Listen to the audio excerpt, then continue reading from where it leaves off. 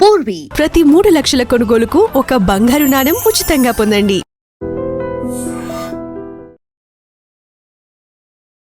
నమస్తే, welcome to I dream weekend update with కవిత.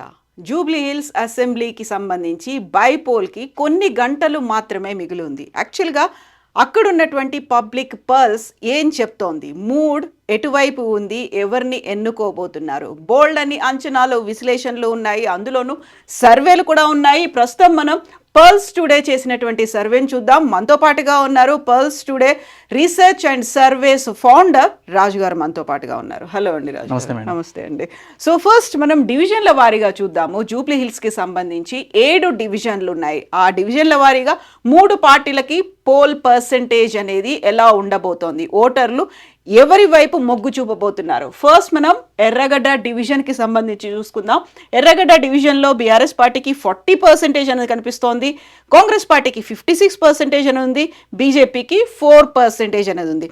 యాక్చువల్గా ఈ సర్వేని ఏ టైంలో స్టార్ట్ చేశారు, దానికి క్రైటీరియాగా ఏ అంశాలు తీసుకున్నారు, ఎలాంటి సర్వే తీసుకున్నారు? యూజువల్గా సర్వే అనగానే ర్యాండమ్గా తీసుకుంటారు, అవి సైంటిఫిక్గా ఉండవు, ఇలాంటివన్నీ వినిపిస్తూ ఉంటాయి కదా. మీరు చేసినటువంటి సర్వే దేన్ని ఫాలో అయింది? మేడం, మనం అక్టోబర్ 26 నుంచి నవంబర్ 5 వరకు ఈ సర్వేని జూబ్లీ హిల్స్ నియోజకవర్గంలో 7 డివిజన్స్లో కూడా కవర్ చేయడం జరిగింది. ఇప్పుడు మనం డివిజన్ వైజ్గా 500 శాంపిల్స్ తీసుకున్నాం. శాంపిల్ మీన్స్ ఒక ఓటర్. ఇప్పుడు ఎర్రగడ్డ బోర్డర్స్ ఏమైతే ఉంటాయో ఎవ్రీ స్ట్రీట్ కవర్ అయ్యేలాగా ర్యాండమ్లో మేడం. ఇప్పుడు ఒక హౌస్లో ఒక శాంపిల్ తీసుకున్నాము అంటే మనం అదే లైన్లో రైట్ హ్యాండ్ రోల్లో కొంత స్కిప్ చేసి అదేవిధంగా ఎవ్రీ స్ట్రీట్ కవర్ చేస్తుంటాం మనం. So male female 50-50. అట్లాగే ముస్లిం నాన్ ముస్లింలో మళ్ళీ కమ్యూనిటీ వైజ్ తీసుకుంటాం. ఏజ్ 18 to 24, 25 to 36 అట్లా అన్ని గ్రూప్స్ కవర్ అయ్యి, అలాగే కార్మికులు, శ్రామికులు, స్టూడెంట్స్, ఓల్డ్ ఏజ్ వాళ్ళు, హౌస్ వైఫ్స్, ఇట్లా అన్ని వర్గాల్ని కవర్ చేసి మనం తీసుకున్నాం ఇది. సో ఎర్రగడ్డ డివిజన్ చూసాము. నెక్స్ట్ డివిజన్ రెహ్మత్ నగర్కి సంబంధించి. రెహ్మత్ నగర్లో BRS party 32%, Congress 63% and BJP 5% అనేది ఉంది. డివిజన్ల వారీగా చూస్తే ఇక్కడ కాంగ్రెస్కి 31% మార్జిన్ అనేది కనిపిస్తోంది. అండ్ వెంగళరావు నగర్కి సంబంధించి బీఆర్ఎస్ పార్టీకి 35% ఉంది, కాంగ్రెస్ పార్టీకి 50% అండ్ బీజేపీకి 15%. మార్జిన్ కాంగ్రెస్ పార్టీకి 15%గా కనిపిస్తోంది. ఇక బోరబండ డివిజన్కి సంబంధించి చూస్తే బీఆర్ఎస్ పార్టీకి 56% ఉంది, కాంగ్రెస్ పార్టీకి 33%, బీజేపీకి 11%, బీఆర్ఎస్ పార్టీకి 23% మార్జిన్ అనేది బోరబండ డివిజన్లో కనిపిస్తోంది. షేక్పేట్ డివిజన్ బీఆర్ఎస్ పార్టీకి 66%, కాంగ్రెస్ పార్టీకి 31% అండ్ బీజేపీకి 3% కనిపిస్తోంది. బీఆర్ఎస్ మార్జిన్ అనేది 35% ఉంది. యూసుఫ్గూడ డివిజన్ బీఆర్ఎస్ పార్టీకి 58%, కాంగ్రెస్ పార్టీకి 37%, బీజేపీకి 5%గా కనిపిస్తోంది. BRS margin 21%. And Somajiguda division BRS పార్టీకి 54%, కాంగ్రెస్ పార్టీకి 39%, బీజేపీకి 7%, బీఆర్ఎస్ మార్జిన్ 15%. జూబ్లీ హిల్స్ కలిపి ఇప్పుడు జూబ్లీ హిల్స్ కాన్స్టిట్యున్సీలో ఎమ్మెల్యేగా ఎవరు గెలవబోతున్నారు, పార్టీ వైజ్ మనకు వచ్చినటువంటి మన సర్వే ప్రకారం పార్టీ వైజ్గా ఓట్ షేర్ ఈ విధంగా ఉండబోతుంది మేడం. ఇది ఖచ్చితంగా 100% నిజమవుతుందని స్ట్రాంగ్గా బిలీవ్ చేస్తున్నాం మేము. సో బీఆర్ఎస్ పార్టీకి సంబంధించి మొత్తం ఓవరాల్గా జూబ్లీ హిల్స్ ఆ 7 డివిజన్లు కలుపుకొని చూస్తే బీఆర్ఎస్కి 48% కనిపిస్తోంది, కాంగ్రెస్ పార్టీకి 43%, బీజేపీకి 7%, ఇతరులు 2%గా ఉన్నారు. బీఆర్ఎస్ పార్టీకి మార్జిన్ 5%గా ఉన్నట్టు తెలుస్తోంది. సో మీరు ఒక మాట చెప్పారు, ఖచ్చితంగా ఇదే అవుతుంది అనేది. బట్ ఇప్పుడు మనం ఈరోజు 6th ఉన్నాము. 6th నుంచి మళ్ళీ మనకు 11th వరకు, అంటే 9th ఈవినింగ్ అనేది క్యాంపెయినింగ్ ముగుస్తుంది. అప్పటికి చేంజ్ అవ్వదా వాళ్ళ మూడ్ అనేది? లేదు మేడం, ఆల్రెడీ ఇప్పుడు ప్రస్తుతం ఈ జూబ్లీ హిల్స్ బై ఎలక్షన్ కోసం ప్రజలు కాంగ్రెస్కి ఓటు వేయాలనుకున్న వాళ్ళు, బీఆర్ఎస్కి వేయాలనుకున్న వాళ్ళు ఆల్రెడీ స్టాండ్ తీసేసుకున్నారు. ఏ రీజన్స్ చేత తీసుకున్నారో కూడా మనం మొత్తం లిస్ట్ అవుట్ చేసుకోవడం జరిగింది.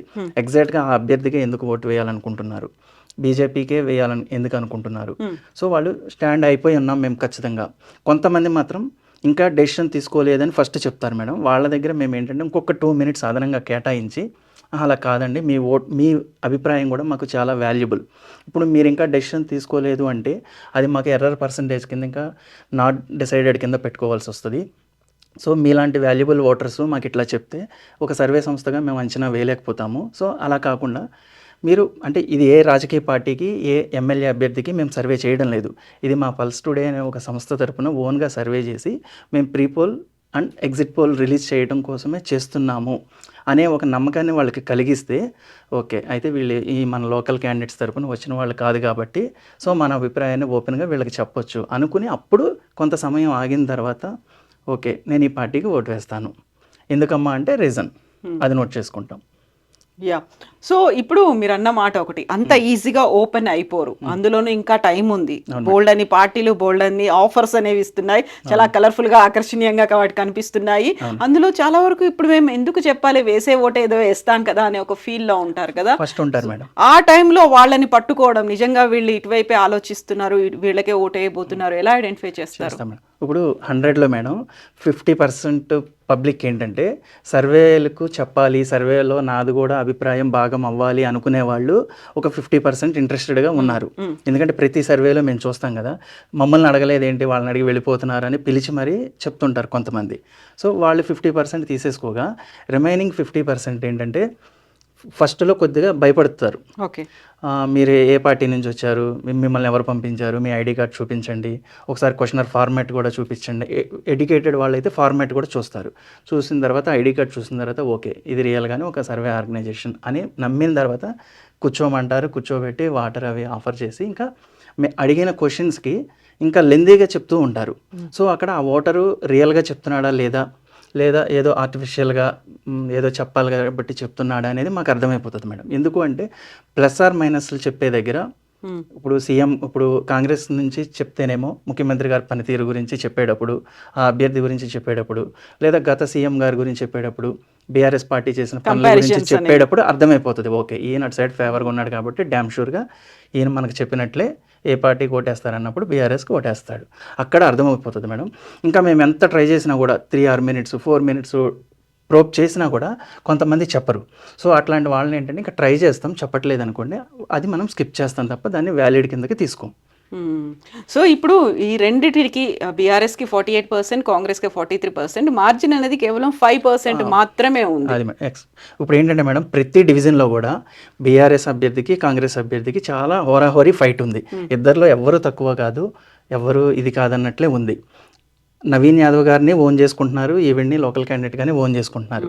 కాకపోతే ఆవిడికి ప్లస్ ఆర్ మైనస్లు కొన్ని ఉండడం వల్ల, నవీన్ యాదవ్ గారికి ప్లస్ ఆర్ మైనస్లు కొన్ని ఉండడం వల్ల ఇక అటా ఇటా ఏదో ఒక పార్టీకి మాత్రమే ఓటు వేయగలరు. కాబట్టి ఈ 5% పీపుల్దే మనకు కీ రోల్ అనమాట. సో అదే టఫ్ ఫైట్ అనుకుంటారా? 5% అనేది చాలా హోరాహోరీ టఫ్ ఫైట్. అంటే 48-43 చాలా దగ్గరగా ఉన్నారు. ఒకవేళ ఏదైనా విషయంలో ఇన్ కేస్ బీఆర్ఎస్ అభ్యర్థి పబ్లిక్ మీద ఎక్కువగా ప్రభావం చూపేది ఇప్పుడు మనీ మేనేజ్మెంట్. ఇది ప్రతి ఓటర్ చెప్తున్నారు. కొంతమంది ఏంటంటే ఎవరికి ఓటేస్తారమ్మా మీరు అన్నప్పుడు చివరి ప్రశ్న ఇది. అప్పటి వరకు అంతా ఫేవర్గా మాట్లాడతారు, మొదట్లోనే అర్థమైపోతుంది వీళ్ళు ఎవరికి సానుకూలంగా ఉన్నారు, ఎవరికి ఓటేస్తారో 5వ క్వశ్చన్కి వీళ్ళ దగ్గర ఏం ఆన్సర్ వస్తుందో నాకు స్టార్టింగ్లోనే మనకు తెలిసిపోతుంది. ఎందుకంటే అంతా ట్రైనింగ్ తీసుకుని ఫీల్డ్లోకి వెళ్తారు. సో చివరి ప్రశ్న దగ్గరికి వచ్చేసరికి ఏంటంటే సతాయిస్తూ ఉంటారు. ఎవరికి డబ్బులు ఎక్కువ ఇస్తే వాళ్ళకి వేస్తాను అంటారు. అదే పోల్ మేనేజ్మెంట్ కింద మనీ మేనేజ్మెంట్. అది ఓకే మనీ మేనేజ్మెంట్. ఎవరికి ఇద్దరు మంచివాళ్ళే, మాకు ఇద్దరు కావాలి, ఆయన తెలుసు ఈయన తెలుసు, డబ్బులు వాళ్ళు ఎక్కువ ఇస్తే వాళ్ళకి వేస్తా, వీళ్ళు ఎక్కువ ఇస్తే వీళ్ళకి వేస్తా అంటాడు. మరి ఇచ్చేలాగా ఏమైనా టాక్ వినిపిస్తుందా, ఆల్రెడీ ఇస్తున్నారా, ఇస్తానని చెప్తున్నారా, ఇవన్నీ అడుగుతాం. ఇస్తారని అంటున్నారు, మరి ఆల్రెడీ కాంగ్రెస్ వాళ్ళు వచ్చి ఇచ్చేసి వెళ్ళిపోయారు, బీఆర్ఎస్ వాళ్ళే మరి ఇంతవరకు మా ఇంటికి రాలేదు. సో వాళ్ళు వస్తే మా ఇంట్లో 4 ఓట్లు ఉన్నాయి, 2 వేస్తాం 2 వేస్తాం, లేదా అసలు వాళ్ళు ఇవ్వలేదు అనుకోండి 4 కాంగ్రెస్కి వేస్తాం. ఇట్లా చెప్తూ ఉంటారు మేడం. సో మనీ మేనేజ్మెంట్లో మాత్రం ఫెయిల్ అవ్వకూడదు. ఒకవేళ బీఆర్ఎస్ క్యాండిడేట్ మనీ మేనేజ్మెంట్లో ఫెయిల్ అయితే మాత్రమే ఈ పర్సంటేజ్ తగ్గే ఛాన్స్ ఉంది. మారుతుంది అంటే మారుతుందంటే మీన్స్ ఒక 48 మనం ఎక్స్పెక్ట్ చేసాం కదా, 47కి 46.5కి అట్లా పడే ఛాన్స్ ఉంది తప్పించి అంచనా తారుమారయ్యే ఛాన్స్ అయితే లేదు. ఇక్కడ డిసైడ్ అయిపోయింది ఎవరు గెలవబోతున్నారు. ఖచ్చితంగా బీఆర్ఎస్ పార్టీ అభ్యర్థి మాగంటి సునీత గారు ఎమ్మెల్యేగా గెలవబోతున్నారు. సో కీలకమైనటువంటి అంశాలు ఏమున్నాయి, ఓటర్లు ఎందుకని బీఆర్ఎస్ వైపు లేకపోతే కాంగ్రెస్ వైపు మొగ్గు చూపుతున్నారా, ఆ పార్టీలను ఓటేయాలని ఎందుకు డిసైడ్ అయ్యారు, సో సానుకూల అంశాలు ఏమున్నాయి, వ్యతిరేకంగా ఏం ఆలోచిస్తున్నారు, ఏవి క్రూషియల్ రోల్ ప్లే చేయబోతున్నాయి, బీఆర్ఎస్ పార్టీ అభ్యర్థికి ఉన్న సానుకూల అంశాలు అడ్వాంటేజెస్ మేడం. ఇప్పుడు ఒక ఓటరు మనం తీసుకున్న అన్ని శాంపిల్స్ కూడా అంటే ఓటే పలానా వాళ్ళకి వేస్తాను అంటే మనం అది కోట్ చేసేసుకుని వెళ్ళిపోకుండా అది కరెక్టా కాదా, వాళ్ళు ఏ అంశాన్ని పరిగణించి వీళ్ళకి ఓటేస్తున్నారు అంటే, లేదా జస్ట్ ఏదో బ్లైండ్గా ఓటేస్తున్నారా అన్నట్టు కాకుండా, మీరు ఈ పార్టీకి ఓటేస్తానన్నారు కదమ్మా, అది కాంగ్రెస్ అవనివ్వండి, బీజేపీ అవనివ్వండి, బీఆర్ఎస్ అవనివ్వండి, ఏం చూసి మీరు ఓటేస్తున్నారు అంటే ప్రయారిటీ తీసుకున్నాం. అంటే కొంతమంది అంటున్నారు సానుభూతి పనిచేసి ఈ అభ్యర్థి గెలిచారు లేదా ఇంకొకటి అనకుండా అసలు రీజన్స్ ఈ ఫ్యాక్టర్ వల్ల ఈ క్యాండిడేట్ గెలిచాడు అనేది మనం డిసైడ్ చేయడం కోసం మోస్ట్ ఆఫ్ ద పీపుల్ చెప్పిన వాటిని బట్టి మనం ఫిల్టర్ చేసుకుని ఈ టేబుల్ రెడీ చేసాం మేడం. సో టాప్ 6 ఉన్నాయి. బీఆర్ఎస్ పార్టీ రాష్ట్ర వ్యాప్తంగా చేసిన అభివృద్ధి కార్యక్రమాల ప్రస్తావన ఉంది. మాగంటి గోపీనాథ్ గారు చేసిన అభివృద్ధి పనులు. మాగంటి గోపీనాథ్ గారు నిత్యం ప్రజల్లో తిరగడం, రెగ్యులర్గా డివిజన్లలో తిరుగుతూ అందరికీ అందుబాటులో ఉండడం. మాగంటి గోపీనాథ్ గారు ఉన్నప్పుడు బస్తీల్లో రోడ్లు వేయించడం. మాగంటి గోపీనాథ్ గారు బస్తీల్లో ఉన్న ఇళ్ళు లేని పేదలకు డబుల్ బెడ్రూమ్ ఇళ్ళు ఇప్పించడం, భర్త చనిపోయారు అని సానుభూతి. అంటే ఇప్పుడు ఫస్ట్ ఓటరు, అమ్మ మీరు బీఆర్ఎస్ పార్టీకి ఓటేస్తా అన్నారు కదా, ఎందువల్ల నువ్వు ఓటేస్తావమ్మా అన్నప్పుడు బీఆర్ఎస్ పార్టీ రాష్ట్ర వ్యాప్తంగా చేసిన డెవలప్మెంట్ నేను చూశాను. ఇక్కడ చూస్తేనేమో ఐటీ డెవలప్ చేయడం, ఇంకా second town grade towns Warangal అట్లాంటివి డెవలప్ చేయడం, ఇట్లా వాళ్ళందరూ చెప్తూ, కొంతమంది అమ్మ నువ్వు బీఆర్ఎస్ పార్టీకి ఓటేయడానికి, ఓకే టాప్ నేను 6 అనుకున్నాను కాదు, టాప్ 12 తీసుకున్నారా, ఇంకా మొత్తం అన్నీ ఉన్నాయా? బీఆర్ఎస్ పార్టీకి ఓటు వేస్తానన్న వాళ్ళందరే అడ్వాంటేజెస్ మేడం ఓటర్స్ యొక్క. సో వాళ్ళు చెప్పిన ఒపీనియన్స్ ఏమున్నాయి అనేది. సో ఇక్కడ కీలకమైనటువంటి ఒక క్రూషియల్ నోట్ కూడా ఉంది, స్పెషల్ నోట్ అనేది పెట్టారు. బీజేపీ కార్యకర్తలు బీజేపీ గెలకపోయినా పర్లేదు కానీ ఒకవేళ కాంగ్రెస్ పార్టీ ఇక్కడ గెలిచేలా ఉంటే మాత్రం మేము కాంగ్రెస్ పార్టీని ఓడించడానికి ప్రయత్నిస్తాం. కాంగ్రెస్ గెలిచేలా ఉంది అని మాకు అనిపిస్తే, మాకు ఇష్టం లేకపోయినా సరే బీఆర్ఎస్కి ఓటు వేసి అయినా సరే కాంగ్రెస్ పార్టీ ఇక్కడ ఓడగొడతామని భీష్మించుకుని కూర్చున్నారు. ఎందుకలా? ఇట్లాంటి వాళ్ళు మనకు మేడం గ్రౌండ్లో సర్వే చేస్తున్నప్పుడు దాదాపుగా 6 to 7%, అంటే వాళ్ళు ఫస్టే మనకు వీళ్ళు బీజేపీ అని మనకు తెలియదు. మన యాజ్ పర్ రూల్ ప్రకారం క్వశ్చనర్ మొత్తం అడుగుతున్నప్పుడు లాస్ట్లో ఒకటి మేడం, ఒక ఓటర్ని ఎలా అడుగుతామంటే మనం, అమ్మ ఇక్కడ ఇప్పుడు పరిస్థితి చూస్తుంటే, వేవ్ చూస్తుంటే మీ అంచనా ప్రకారం చెప్పండి, బీఆర్ఎస్ బీజేపీ కాంగ్రెస్ ముగ్గురు ప్రధాన పోటీలో ఉన్నారు కదా, మీ అంచనా ప్రకారం ఎవరు గెలుస్తారు అన్నప్పుడు వాళ్ళ అంచనా వచ్చి ఒకటి, ఆ వేవ్ చూస్తుంటే నాకు కాంగ్రెస్ గెలిచేలాగుంది అని చెప్తారు. సరే నెక్స్ట్, అమ్మ మీ చాయిస్ కూడా అదేనా, మీ ఎంపిక కూడా అదేనా, మీరు ఓటు వేసేది కూడా అదేనా? నో నేను వచ్చి బీజేపీకి ఓటేస్తాను, లేదా నేను కేసీఆర్కి ఓటేస్తాను, కానీ నాకు చూస్తుంటే ఎందుకో టాక్ కానీ ఈ క్యాంపెయిన్ చూసినా హడావిడి చూసినా కాంగ్రెస్ గెలిచిద్దేమో అనిపిస్తుంది. సో అనిపించడం వేరు, నా పర్సనల్గా నేను ఓటు వేసేది వేరు. ఓటు వేస్తానన్నదే మనం పరిగణలోకి తీసుకుంటాం. సో అప్పుడు ఈ బీజేపీ వాళ్ళు చెప్తున్నది ఏంటంటే, యాక్చువల్గా మేము బీజేపీకి ఓటేస్తాం, కానీ చూస్తాం మధ్యాహ్నం వరకు పోలింగ్ డే రోజు చూస్తాం వేవ్ ఎట్లా ఉంది, కాంగ్రెస్కి అనుకూలంగా జరుగుతుందా, బీఆర్ఎస్కి అనుకూలంగా జరుగుతుందా. బీఆర్ఎస్కి అనుకూలంగా జరుగుతుంది, బీఆర్ఎస్ గెలుస్తుంది అనుకుంటేనేమో యాజ్ యూజువల్ మేము బీజేపీ మా దీపక్ రెడ్డి గారికి ఓటేస్తాం. మా ఓట్లు అవసరం లేదని, వాళ్ళకి అవసరం లేదా, మా సపోర్ట్ లేకుండానే గెలిచేలాగా ఉన్నారు అనిపిస్తే మేము మా దీపక్ రెడ్డి గారికి బీజేపీకి వేస్తాం. ఒకవేళ వేవ్ కనుక కాంగ్రెస్కి ఉంది, కాంగ్రెస్ క్యాండిడేట్ ఇక్కడ గెలిచేలాగా ఉన్నారు అంటే మాత్రం మాకు ఇష్టం లేకపోయినా సరే, ఇది ఏంటంటే మళ్ళీ మనం బీఆర్ఎస్ బీజేపీ ఒకటే అని చెప్పినట్లు వస్తుంది. ప్రజలు చెప్తున్నది మాకు ఇష్టం లేకపోయినా సరే ఈసారికి బీఆర్ఎస్కి ఓటేసి ఇక్కడ కాంగ్రెస్ని ఓడగొడతాం. ఓకే, సో ఇది ఓవరాల్ గా ఉన్నటువంటి మైండ్ సెట్ సానుకూలం అవుతుంది వాళ్ళకి. ఇట్లా ఆలోచించడం వల్ల బీజేపీ వాళ్ళు ఒక 6%, అది అడ్వాంటేజ్ కదా బీఆర్ఎస్ కి.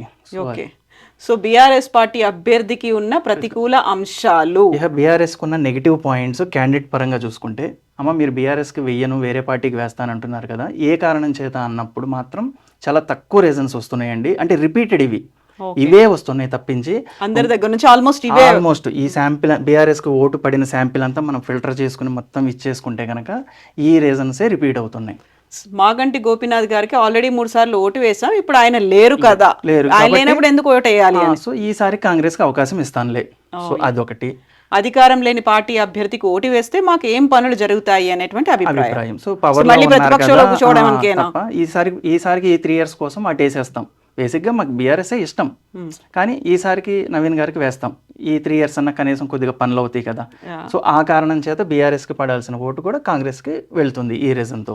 ఎంఐఎం పార్టీ కాంగ్రెస్ కి మద్దతు ఇవ్వడం అనే అంశం అనేది ఒక అంశం మాత్రమే మేడం. ఇప్పుడు ఎంఐఎం కూడా ఇటు సపోర్ట్ చేస్తుంది కాబట్టి కొద్దిగా ఓటింగ్ అనేది కాంగ్రెస్కి యాడ్ అవుతుంది కాబట్టి అదొకటి negative BRS. Okay.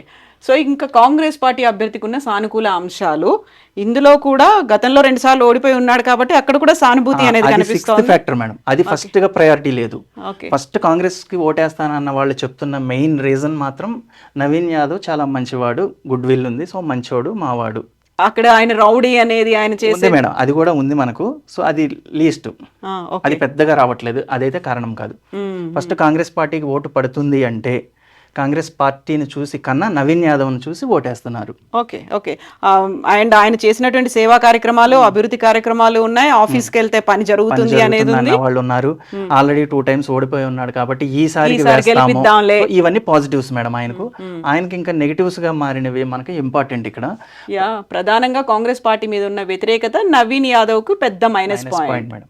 So Congress party ఈ 2 years లో ఏమీ జరగలేదు, ఏం పనులు చేయలేదు. సో అందువల్ల ఇంకా కాంగ్రెస్ కి వేసి మళ్ళీ ఏం ఉపయోగం అనేది ఈయనకు మైనస్ గా మారుతుంది. ఓకే. నియోజకవర్గంలో ఉన్న వాటర్ సమస్య, కేసీఆర్ అధికారంలో ఉన్నప్పుడు వాటర్ సమస్య లేదు, కాంగ్రెస్ వచ్చాక వాటర్ సమస్య ఎక్కువైంది అని ఎక్కువ మంది అభిప్రాయపడుతున్నారు. ఓకే. ఎంఐఎం పార్టీ కాంగ్రెస్ పార్టీకి మద్దతు ఇచ్చినప్పటికీ ఆశించిన స్థాయిలో ముస్లిం ఓటు బ్యాంక్ నవీన్ యాదవ్ కు కాంగ్రెస్ కు టర్న్ కావట్లేదు. పూర్తి స్థాయిలో వీళ్ళు ఆశించినంత స్థాయిలో అవ్వడం లేదు. ఎంఐఎం ఓటు వరకు తీసుకుంటే కనుక ఎంఐఎం మద్దతు ఇచ్చినప్పటికీ ముస్లిం ఓట్ అనేది 60% బీఆర్ఎస్కే పడుతుంది. బట్ ఇక్కడ వెరీ రీసెంట్ గా జరిగినటువంటి డెవలప్మెంట్, అజరుద్దీన్ కేబినెట్ లోకి తీసుకున్నారు, ఆయనకు ఒక పోర్ట్ఫోలియోస్ అనేసి ఇచ్చారు. అవి ఇచ్చిన తర్వాత టర్న్ అవుట్ అవుతాయి అనుకున్నప్పుడు దాన్ని కన్సిడర్ చేయట్లేదా అక్కడ? ఇది కూడా మన ప్రశ్న ఉంది మేడం. ప్రతి ఓటర్ దగ్గర కూడా ఇది ముస్లిం ఓటర్ దగ్గర ప్రస్తావించాం మనం. ఇప్పుడు అజరుద్దీన్ గారికి మంత్రి పదవి ఇచ్చారు, సో మాకేంటి ఇక్కడ, మాకేం యూజ్ లేదు కదా. అది పదవి ఆయనకు వన్నతి ఇస్తుంది తప్పించి ఇక్కడ రోడ్ మాకేముంది.